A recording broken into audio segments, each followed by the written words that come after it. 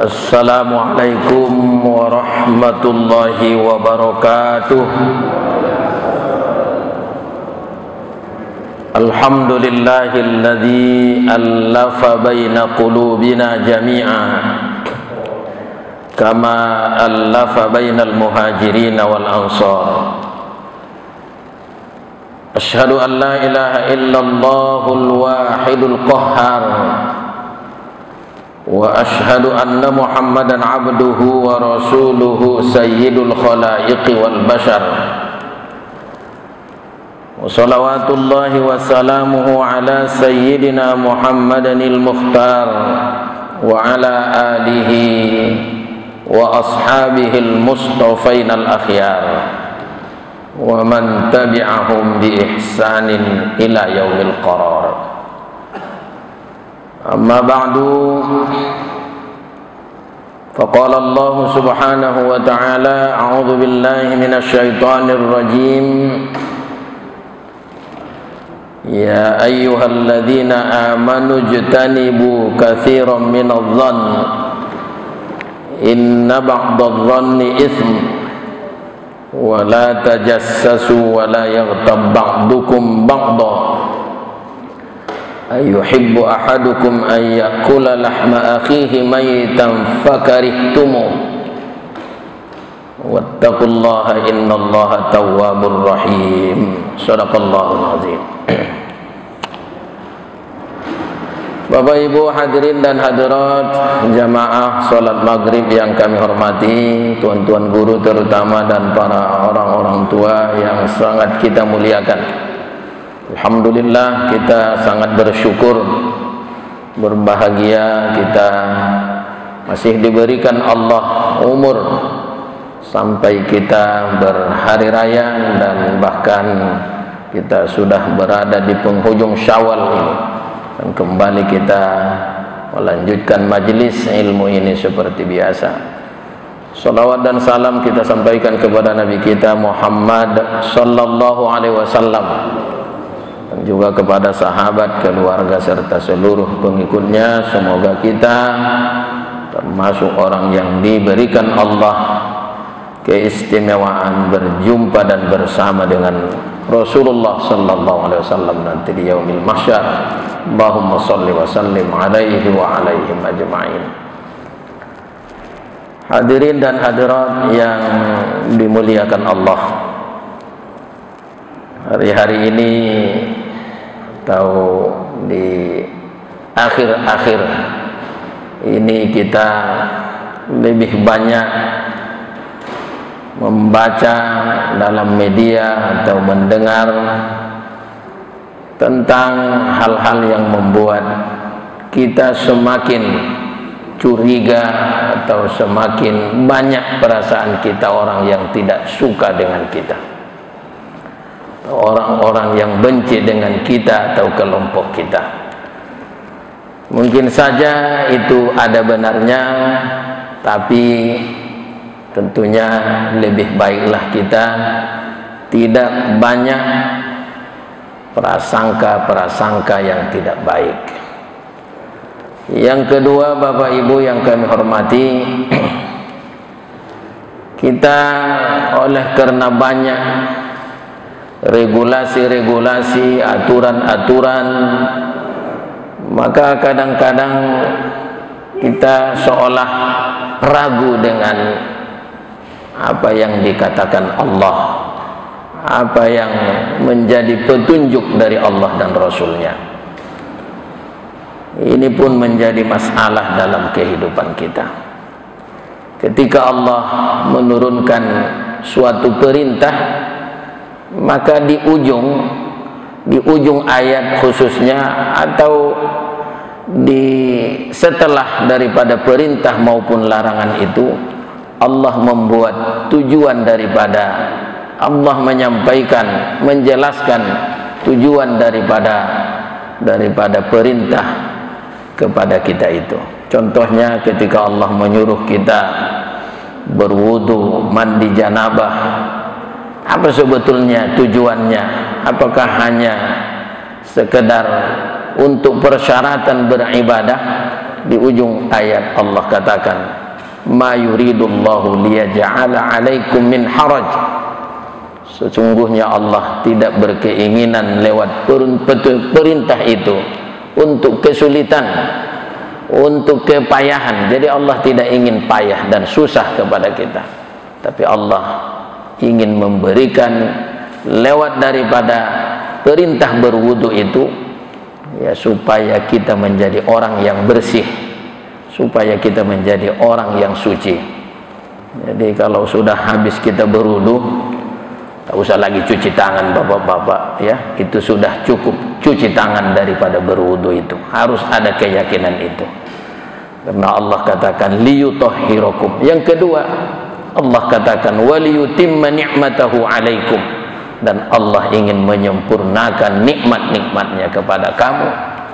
Yakinlah bahwa ketika kita selesai berwudu, selesai kita beribadah, maka Allah akan memberikan, bukan hanya tidak memberikan penyakit atau masalah-masalah, tapi Allah akan menyempurnakan nikmatnya. Itu harus menjadi sebuah keyakinan. Karena itu zahir dalam ayat 6 surah Al-Maidah, ya, tentang berwudu dan apa yang menjadi rukun dalam wudu itu. Idza qumtum ya ayyuhalladzina amanu idza qumtum ila shalah faghsilu wujuhakum wa aydiyakum ilal marafiq, sampai akhir ayat. Di ujung ayat Allah menutupnya dengan, Allah tidak ingin menyulitkan kamu, tapi ingin membuat kamu suci, membuat kamu bersih, dan ingin memberikan, ya, kesempurnaan nikmatnya kepada kamu.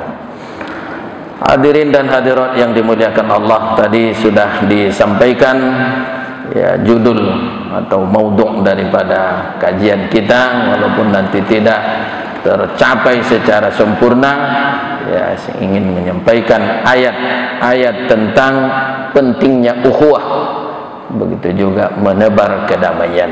Allah menurunkan suatu surah yang isi surahnya tidak banyak, hanya 18 ayat, tapi andainya kita mengamalkan ayat-ayat ini, maka gesekan-gesekan, kebencian-kebencian, apalagi permusuhan, itu tentunya tidak ada lagi. Sebelum dilanjutkan ini, ya, saya mengucapkan minal aidina wal faizin, taqabbalallahu minna wa minkum. Mudah-mudahan semua yang telah kita lakukan di bulan Ramadan sampai di bulan Syawal, ya, semoga itu diterima oleh Allah Subhanahu wa taala, dan kita mendapatkan balasan yang terbaik dari Allah Subhanahu wa taala. Mohon maaf, mungkin banyak hal-hal yang kurang berkenan. Saya pikir tidak lagi harus ikut mengisi tausiah di masjid kita ini, karena, ya, semakin tua pun kita semakin tidaknya berkembang lagi wawasan atau pengembangan ilmu ini sudah semakin berkurang. Mungkin kalau ada nanti kita lihat, ya, guru-guru kita atau ustadz-ustadz kita yang masih masih, ya, bersemangat, mungkin, ya, saya sangat bergembira kalau ada regenerasi dalam penyampaian ini. Mungkin kita lebih bagus, ya, semakin tua membuat majelis di rumah. Saya sudah sampaikan sama Ustaz Nasir, jumpa kami hari Minggu yang lewat, dah ada limpul umur. Saya bilang, wah, sudah 56 ini katanya. Saya pikir saya lebih tua dari Ustaz. Saya bilang, saya udah 55, ditukar pun di balai pun tetap 55. Kalau masih 52 berapa umur? 25. Saya bilang, ini sudah 55 tetap juga 55. Bapak Ibu yang kami hormati, sebagaimana tadi disampaikan, ya, mungkin kalaupun ada pertemuan pada bulan-bulan yang akan datang, tidak lagi ini dilanjutkan. Kita patutlah hari ini kita ulang-ulang dulu membaca terjemah, membaca penjelasan-penjelasan ulama tentang surah Al-Hujurat ini. Pendek dia, hanya 18 ayat, tapi walaupun pendek surahnya ini, mungkin daripada sekian banyak surah dalam Al-Quran, ini yang paling banyak ya ayyuhalladzina amanunya. Kalau surah Al-Baqarah mungkin ada lebih 10, surah Al-Maidah ada 15 kali ya ayyuhalladzina amanunya, tapi panjang ayatnya, surahnya. Tapi ini hanya 18 ayat, 5 kali ya ayyuhalladzina amanunya. Berarti sekali 3 ayat sudah ada ya ayyuhalladzina amanunya.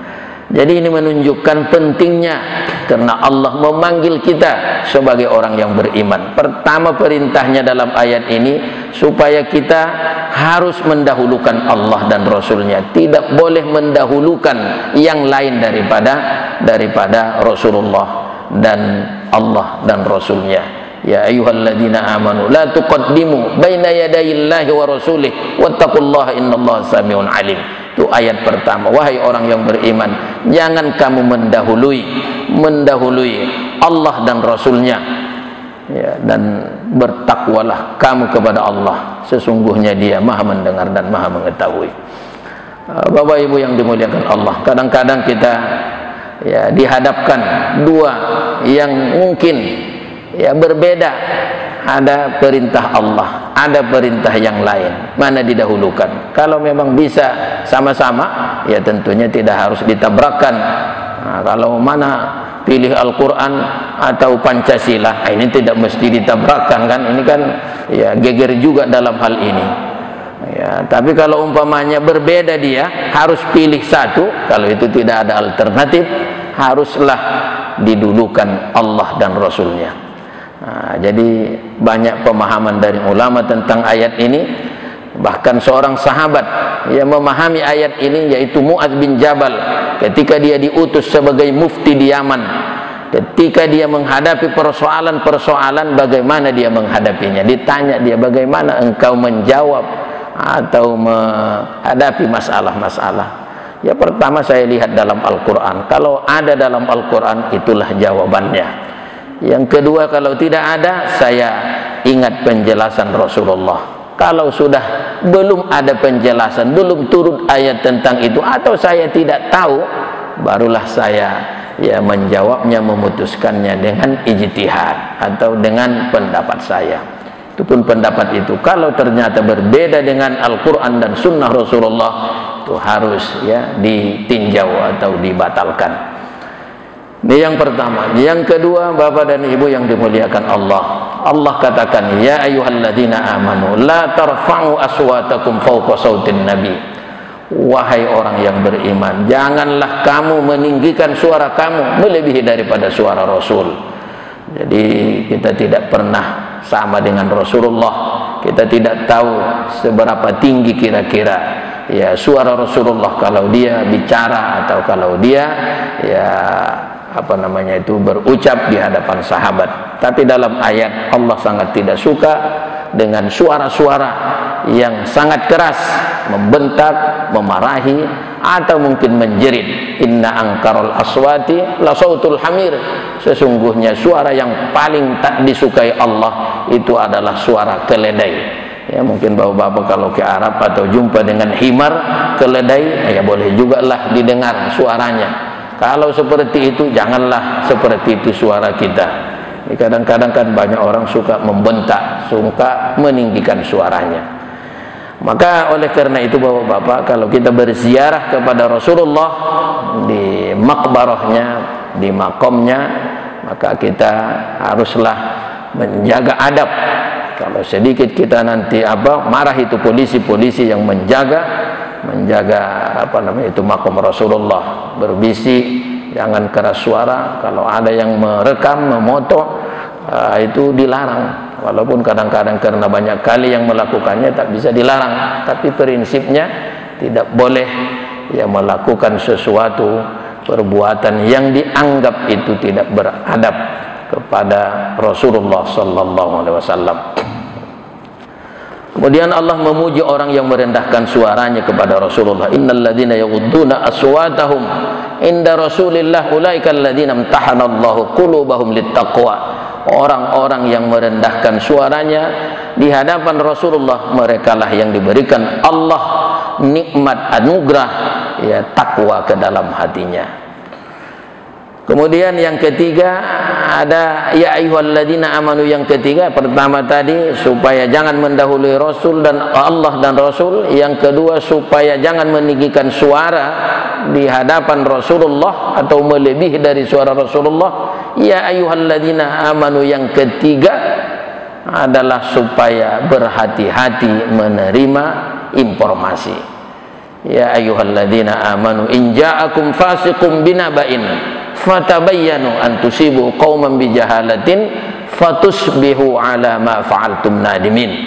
Ini kita sekarang masa atau era yang penuh dengan informasi. Kita tidak tahu yang hoax atau yang betul.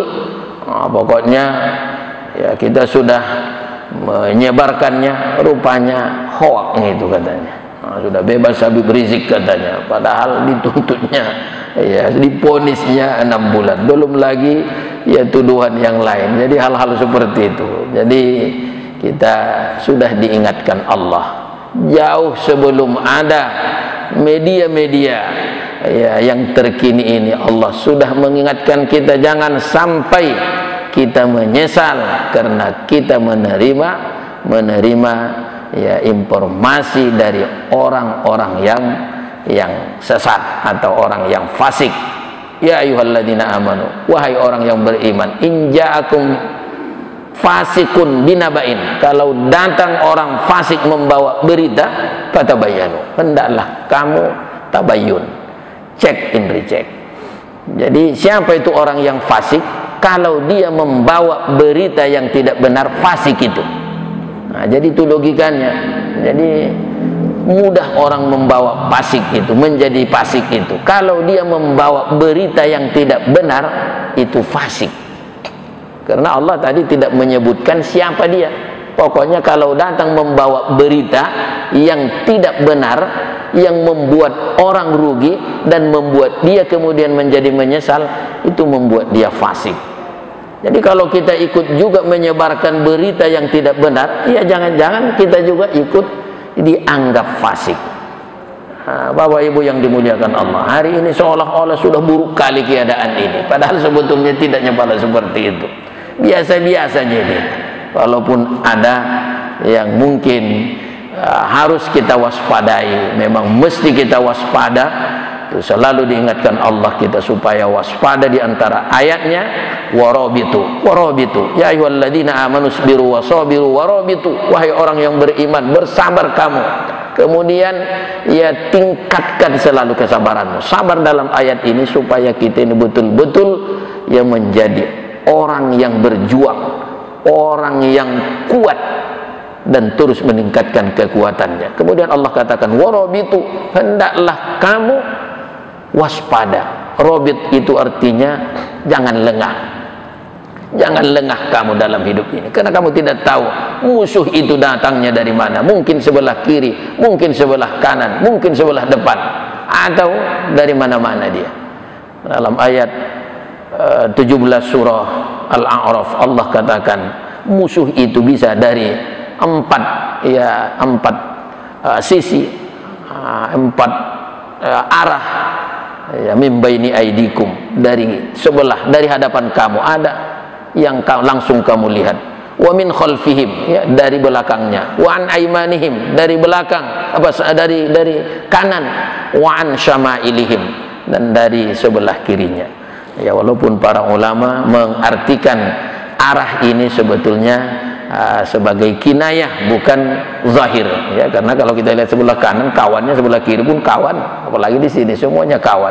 Tapi maksudnya itu musuh itu tidak tahu kita. Kadang kita bicara dunia, sudah ada yang ingin merugikan kita, menyesatkan kita. Bahkan ketika kita bicara kebaikan pun ada di situ orang yang tidak suka dengan kita. Setan lah itu tentunya. Bapak Ibu yang kami hormati, kemudian ya, di ayat berikutnya Allah katakan kalau ada orang yang berselisih, ya, wa in ta'ifatani minal mu'minina qatatalu fa aslihu bainahuma. Kalau ada dua kelompok orang yang beriman yang berperang di sini bahasanya iqtatalu, berarti berperang, ya, saling membunuh. Fa aslihu bainahuma, haruslah ada tampil dari kamu orang yang mendamaikan keduanya. Begitunya perintahnya kepada kita, Pak, ya. Jangan turut campurlah katanya. Ngapain kau ikut campur di situ? Nanti kau terlibat katanya. Padahal perintahnya kalau beriman yang berkelahi itu, yang bermusuhan itu harus ada di antara kamu yang berusaha mendamaikannya. Jelas ayatnya itu, Pak. Jadi ayat ini menjadi dasar bagi ulama dari Ahlus Sunnah wal Jamaah bahwa dosa besar tidak menghilangkan keimanan orang. Karena Allah katakan kalau ada dua kelompok orang yang beriman berperang, nah, berarti kan bisa saja kemungkinan berperang, membunuh, saling membunuh, kan itu dosa besar itu. Satu lagi nyala di atas dosa membunuh, yaitu murtad. Tapi begitu pun, ya, walaupun menurut Mu'tazilah atau apa namanya itu ya, mazhab-mazhab lain, kelompok-kelompok yang dianggap sesat, ya, itu mengeluarkan orang, dosa besar mengeluarkan orang dari imannya, mengeluarkan dia daripada Islam. Tapi ayat ini zahir, kalau ada orang yang beriman dua kelompok saling membunuh, berperang, berarti kan mereka tetap beriman. Nah, fa aslihu bainahuma, hendaklah kamu mendamaikan keduanya. Fa in baghat ihdahuma 'alal ukhra, kalau ada satu kelompok yang enggan, yang membangkang untuk mau berdamai, faqatilu, maka perangi kamu dia, bantu yang satu yang mau itu. Jadi begitu Bapak tegasnya ayat ini, walaupun tak teramalkan kita ini, tapi paling tidak tahu kita. Begitulah Allah katakan, kalau ada yang berperang, saling berbunuh-bunuhan, harus datang mendamaikan. Kalau ada satu kelompok atau satu orang yang tidak mau, maka perangi dia, bunuh dia. Nah, sampai begitu. Faqatilul lati tabghi, perangilah yang enggan itu, yang tidak mau itu. Nah, tapi tak bisa dilakukan kurasa sekarang ini. Hatta tafi'a ila amrillah, sampailah dia mau menyempurnakan kepada perintah Allah. Fa in fa'at, kalau memang dia sudah menyempurnakan atau mau dia berubah hatinya, mau dia, faslihu bainahuma bil adli, hendaklah kamu mendamaikan keduanya dengan cara yang adil. Wa qasitu, berbuat adillah kamu, berlaku adillah. Innallaha yuhibbul muqsitin, karena sesungguhnya Allah sangat mencintai orang-orang yang berlaku adil. Ayat berikutnya Allah katakan, memastikan lagi, innamal mu'minuna ikhwah fa aslihu baina akhawaykum wattaqullaha la'allakum turhamun. Wahai, sesungguhnya orang-orang yang beriman itu adalah ikhwah, bersaudara. Ikhwah, jamak dari akhun. Akhun itu ada ikhwan, ada ikhwatun. Nah, jadi dua bapak-bapak ya. Sama dengan ustad. Ustad itu apa jamaknya itu? Mufradnya ustad, satu orang ustad. Kadang-kadang dalam berdoa, wali ustadina itu kurang cocok karena guru kita banyak. Kalau wali ustadina itu berarti satu ustad yang didoakan. Mudah-mudahan Allah Sultan Syahrir, ya kan? Nah, tapi kalau banyaknya ustad di sini, ada 20, apalagi dengan ustad Jumatnya, khotib Jumatnya, tentunya tidak satu. Jadi bagaimana? Allahumma fir lana wali walidaina, wali ustadina, itu yang banyakan begitu, wali ustadina katanya, dan untuk ustad kami. Satunya itu maksudnya. Kalau banyak, wali asatizatina. Nah, yang banyak wali asatidina. Tidak begitu dalam kamus bahasa Arab. Jamak daripada ustad itu ada dua, ada asatizah, ada asatid, harus panjang dia. Itu jamak mudzakkar. Jamak muannasnya wali ustadzat, ustadzatun, ustadzatani, ustadzat. Begitu juga dengan jaddun. Itu pun yang banyak kita lihat berdoa, wali jaddina, wali jaddatina. Itu pun kurang bagus, karena itu baru satu kakek yang didoakan. Kakek siapa itu? Karena kita ini banyak, tentunya banyak kakeknya. Kalau begitu buatlah dalam bentuk jamak, wali ajadadina, wali ajadadina. Jaddun, jaddani, ajadad. Nah, itu kalau yang laki-laki, kakek, datuk. Kalau nenek, jaddatun, jaddatani, jaddat. Maka wali ajdadina wali jaddatina. Dalam buku pun memang ada begitu. Dalam buku apa namanya itu, Tahkim Tahlil, itu banyak yang salah itu. Ada Dr. Raihan Nasution, dia lama di Arab, lebih dari 10 tahun, ada sudah bukunya itu. Kalau mau nanti ku kasih juga lah di sini satu, mengkoreksi ya yang salah yang biasa dibaca ya di buku-buku yang bersebarnya. Termasuklah sebetulnya penyebutan bagaimana ya kita mengajak orang sholat tarawih, as-sholatu tarawih atau sholat tarawih, itu pun perlu dikoreksi itu.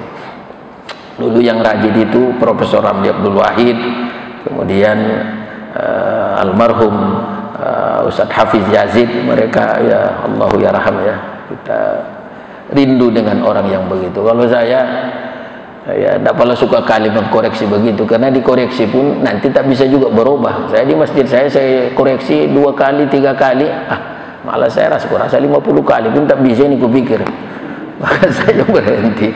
Tapi kalau ditulis dia seperti yang dilakukan oleh Dr. Raihan Nasution, ya ada sekolahnya itu Al-Hiro di Jalan Tuba ini, antara Jalan Denai dengan Jalan Bromo, di depan apa namanya itu An-Nizam, di situ dia. Jadi dia membuat, walaupun sebetulnya juga, perlu juga dikoreksi juga yang ditulisnya itu, tapi dia sudah banyak kontribusinya untuk memperbaiki apa namanya itu, ila hadratin Nabil Mustafa Rasulullah sallallahu alaihi wasallam, kan begitu dalam buku itu. Baru nanti dibuatnya wa ala alihi, itu salah. Yang betul itu wa ila alihi. Kalau Allahumma sholli ala sayyidina Muhammad, betul wa ala. Tapi kalau ila hadratin Nabi, tentunya bukan ala sambungannya, ila. Jadi itu pun ditulisnya dalam buku itu yang betul. Kalau memulainya ila hadrati, maka wa ila alihi, wa ila jami'il mu'minin. Jadi harus sama dia. Kalau lin nabiyyi wa li ashabihi wa li sahabatihi, jadi li ila. Kalau ala Allahumma sholli ala Muhammad wa ala alihi. Kalau wa ila ashabihi, wa ila ruhi nabiyina Muhammad wa ila alihi, kira-kira begitu. Jadi di sini Allah katakan dalam ayat 10 surah Al-Hujurat ini bahwa orang yang beriman itu ya sama seperti penyebutan saudara kandung. Jadi kalau kita lihat nanti ayat warisan, ya disebutkan Allah juga ikhwatun. Jadi ketika Allah menyebutkan orang yang beriman itu sebagai saudara, sebutannya dibuat Allah sama. Subhanallah. Jadi Allah katakan innamal mu'minuna ikhwatun. Bahkan penjelasan ulama di dalam tafsir ini apa disebutkan, walihadza qila ikhwatud din athbatu min ikhwatin nasab.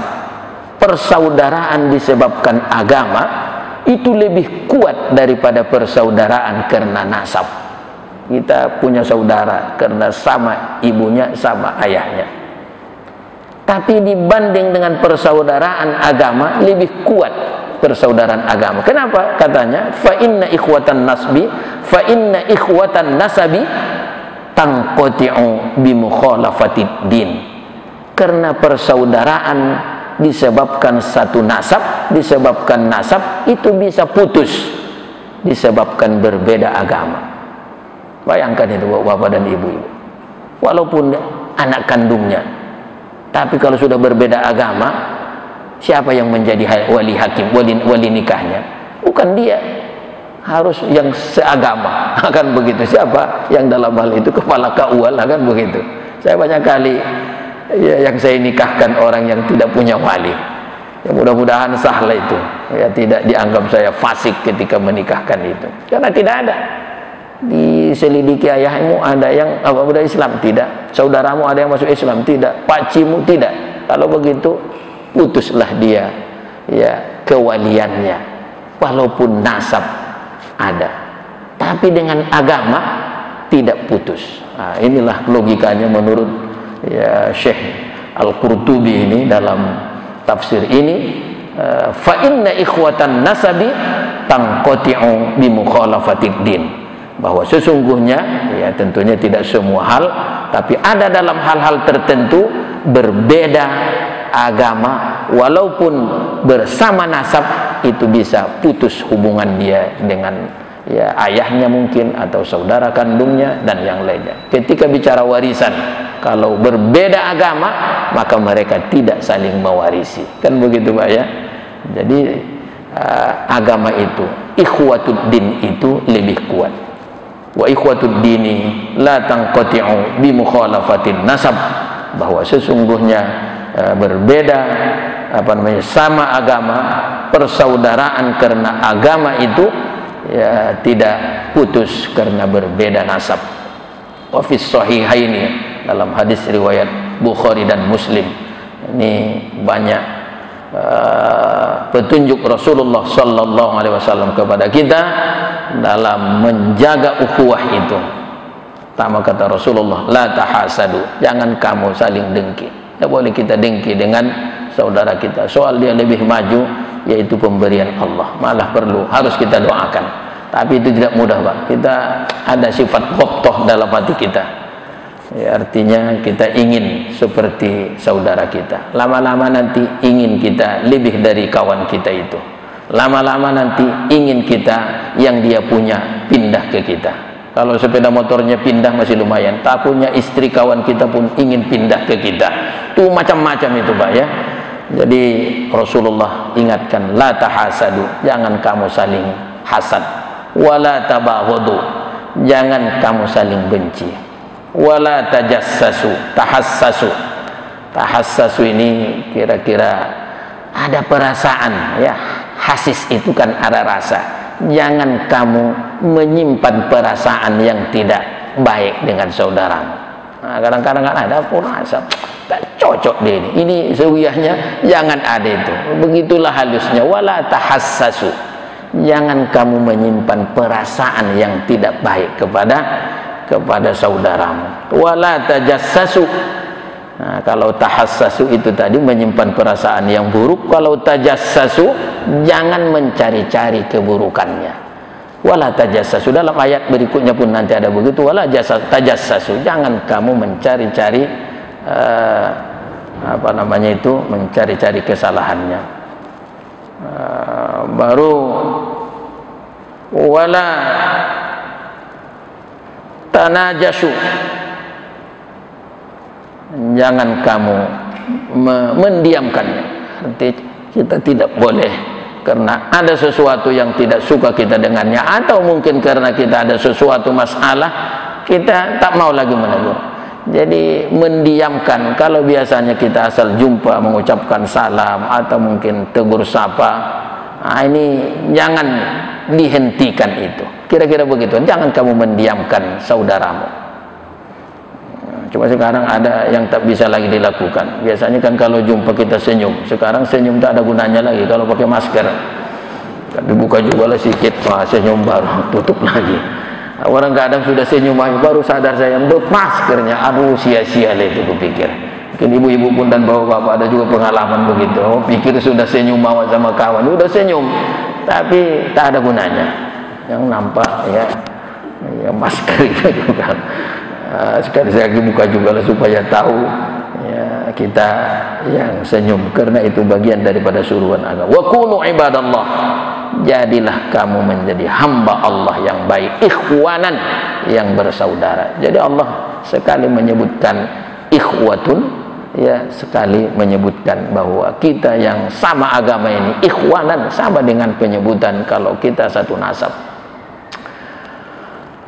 Banyak riwayat yang seperti ini. Kemudian ya di ayat berikutnya Allah katakan, la yaskhar qaumun min qaumin ya ayyuhalladzina amanu la yaskhar qaumun min qaumin asa ayyakunu khairan minhum. Ini sudah sering disampaikan ini. Wahai orang yang beriman, janganlah sampai satu kelompok menganggap lebih baik daripada kelompok lain, merendahkan, melecehkan, menghina. Begitu juga jangan sampai kelompok wanita, satu kelompok wanita merendahkan, ya meremehkan kelompok yang lain. Wala asa ayyakunna khairum minhunna, bisa saja yang direndahkan itu lebih baik daripada yang merendahkan. Bisa saja wanita-wanita yang melecehkan yang lain, ternyata yang dilecehkan itu lebih baik di sisi Allah. Wala talmizu anfusakum, janganlah kamu mencaci dirimu. Jadi di sini lebih apa lagi dikatakan Allah, bahwa saudara kita itu adalah diri kita. Allah katakan wala talmizu anfusakum, bukan wala talmizu ikhwatakum. Tidak begitu Allah katakan, tapi Allah katakan wala talmizu anfusakum, janganlah kamu ya rendahkan dirimu, jangan kau hinakan dirimu. Berarti menghina kawan kita itu adalah menghina diri kita. Wala tanabazu bil alqab, jangan kamu membuat-buat laqab. Ya, ternyata ketika Rasulullah hijrah ke Madinah, jadi rupanya ada kebiasaan di Madinah itu ya membuat julukan-julukan itu banyak. Jadi satu orang itu biasa itu 3 sampai 4 nama panggilannya. Kita pun ada itu alias. Kalau di kampung saya ada nama kecil, ada nama kerajaan, harajawan. Saya dibuat juga nama, tapi tak mau saya dipanggil itu. Kalau saya namanya Sultan Guru nama saya, ditabalkan waktu saya akad nikah, tapi tetap juga saya Sultan Syahrir. Ya, tambah juga Al Ustad. Kalau itu lakop karena ya kita ya ada tambahan tugas kita. Tapi di sana tidak. Kalau dia mungkin hitam, dipanggillah dia ya Ibrahim Al-Aswad. Kalau dia umpamanya ya yang tinggi, dibuatlah dia At-Tawil atau macam-macam ya. Ad-Dhahhak, suka ketawa, dipanggillah dia Ad-Dhahhak. Ada julukan-julukannya. Mungkin kalau hanya sekedar itu dari tubuhnya, sepanjang dia tidak marah, tidak menganggap itu merendahkan dirinya, yaitu belum berdosa. Tapi Allah katakan bi'salismul fusuq ba'dal iman, seburuk-buruk lakop, julukan, gelar adalah gelar fasik, padahal dia sudah beriman, padahal dia sudah bertaubat. Memang dia pernah ya katakan mencuri, masih terus dia dipanggil si maling. Nah, ini panggilan fasik. Itulah yang berdosa itu. Jadi tidak boleh orang dipanggil karena perbuatannya ya, atau karena perbuatan buruknya. Inilah yang diingatkan Allah ya, jangan sampai kita melabelkan sesuatu yang buruk kepada seseorang, padahal boleh jadi dia sudah bertaubatnya bapak-bapak, tapi masih tetap ya dijuluki si pencuri, itu si penzina, itu dulu yang memperkosa. Tak boleh, karena kita tidak tahu. Karena Allah katakan ba'dal iman, padahal dia sudah beriman, sudah bertaubat. Wa man lam yatub fa ulaika humudz zalimun. Kalau ada orang yang tidak bertaubat dari kelakuannya yang menjuluki-juluki orang, ini maka sesungguhnya mereka adalah orang-orang zalim. Ya, terakhir Bapak Ibu yang dimuliakan Allah, lanjutannya Allah katakan ya ayyuhalladzina amanu ijtanibu katsiran minadh dhann. Wahai orang yang beriman, ya jauhilah banyak prasangka-prasangka. Inna ba'dadh dhanni itsmun, sesungguhnya sebahagian daripada prasangka itu adalah dosa. Artinya suudzon, sebagiannya kita husnudzon, tapi ada dalam hal-hal tertentu kita perlu suudzon kepada diri kita. Jangan husnudzon kali, tapi perlu kita suudzon kepada diri kita. Kadang-kadang kan kita terbalik bapak-bapak, kita lebih banyak suudzon kepada orang lain daripada kepada diri kita. Yang bagus itu kepada orang lain kita harus husnudzon, kemudian kepada diri kita ya sekali-sekali suudzonnya kita, kurasa diriku ini belumnya ini ikhlas, ini banyak rianya, ini kan suudzon namanya kepada diri kita. Kita tidak tahu pasti, saya masih selalu menganggap baik diri saya, padahal belum tentu baik. Tapi kadang-kadang kita lebih banyak kepada orang lain, alah belum tentunya itu penampilannya saya, ini yang banyak kepada orang lain, padahal kepada diri kita yang perlu menuduh diri kita. Kepada Allah harus husnudzon, kepada agama, kepada orang lain, apalagi kepada orang yang sangat kita sukai atau orang yang dekat dengan kita. Istri kalau banyak suudzon kita ke dia, ini kita yang susah. Begitu juga ibu-ibu. Saya bilang itu, kalau kau suudzon sama saya, ya lebih bagus kau anggap saya ini orang yang sangat setia, walaupun kenyataannya tak setia. Begitu saya bilang sama istri, supaya jangan susah pikirannya, daripada ya memang tak setia, dia itu saja pikirannya, mana tahu-tahu dia itu. Kita jarangnya sama, lebih banyak ya kita tidak sama. Jangan saling membuka dompet, ya kan? Jangan saling membuka HP, nanti ketahuan di teleponnya buatnya tukang panglong, rupanya kawan setianya. Teleponnya ini datang tukang panglong, rupanya perempuannya. Ada satu membuat ya kawan rahasianya, si kudanya dibuatnya pula. Bisa pula kuda menelepon kau katanya, kuda dibuatnya pula. Rupanya dibuatnya ya kawan setianya itu kuda namanya. Jadi macam-macam bapak-bapak. Jadi intinya, kesimpulannya, ya sampai nanti ke akhir surah ini banyaklah kita lihat petunjuk Allah bagaimana kita ini harus berpikir luas, harus harus punya pandangan yang luas. Ayat 13-nya kan Allah katakan bahwa Allah membuat kita ini berbeda, bukan tidak ada tujuannya. Kalau satu marga saja kita, satu suku saja, maka kita tidak akan berkembang, Maka Allah katakan, inna khalaqnakum min dzakarin wa untha wa ja'alnakum syu'uban wa qabaila lita'arufu. Inna akramakum 'indallahi atqakum. Ta'aruf di sini jangan diartikan hanya saling menanya nama, tapi bagaimana kita ini bisa berinteraksi, bisa kita ini saling menggali, bisa kita ini saling mengambil manfaat daripada kelebihan dari orang lain. Bapak-bapak dan ibu-ibu, sekalipun dia orang yang musyrik, sekalipun dia orang yang jahat, tapi tetap juga ada yang dia simpan kebaikan itu. Maka ketika Allah menyuruh Nabi Musa dengan Nabi Harun alaihi wassalam supaya datangi kalian Harun, datangi kalian Fir'aun. Allah tidak menyuruh supaya kalian maki-maki dia, tidak begitu kata Allah. Idhaba ila Fir'aun innahu tagha faqula lahu qawlan layyinan. Datangi kamulah Fir'aun itu, dia itu sudah melampaui batas kata Allah.